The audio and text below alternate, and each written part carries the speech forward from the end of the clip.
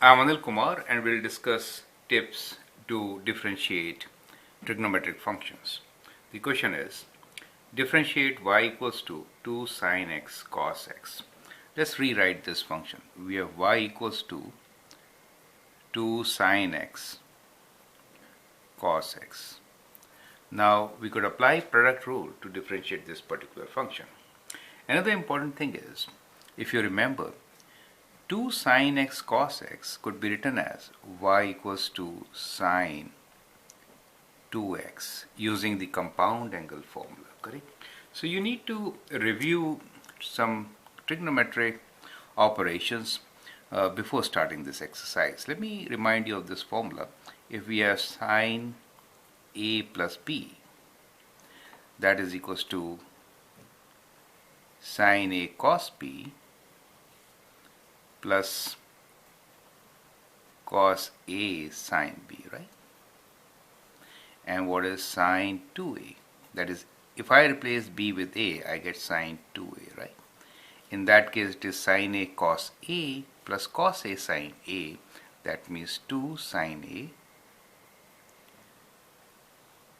cos a, right? So that is what it is. So that is sine 2a. So we could apply this formula to simplify the trigonometric expression and then differentiate. So either way it could be done. This is indeed a good way of doing, right? Now let's apply the product rule. So we have dy dx. So we are differentiating with respect to x. Times 2 is a constant, so let me write 2 first. D dx of sine x times cos x plus, write 2 sine x d dx of cos x, correct? And then what do we get? We'll get 2 times differentiation of sine x gives you cos x, so we get cos x times cos x plus 2 sine x times minus sine x, and that results into 2 cos square x minus 2 sine square x. Now 2 can be taken out as common. You get cos square x minus sine square x. Now does that remind you of something? That is cos 2x. So we could write this as 2 cos 2x. Right? So that is how you could do it. If you do the right side, you can apply the chain rule kind of, right? So what do you get here? Dy dx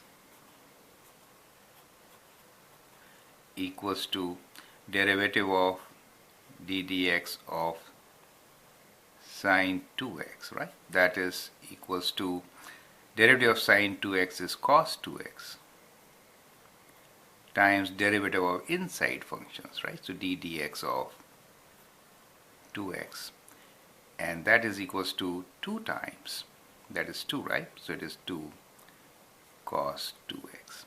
So you get the same result.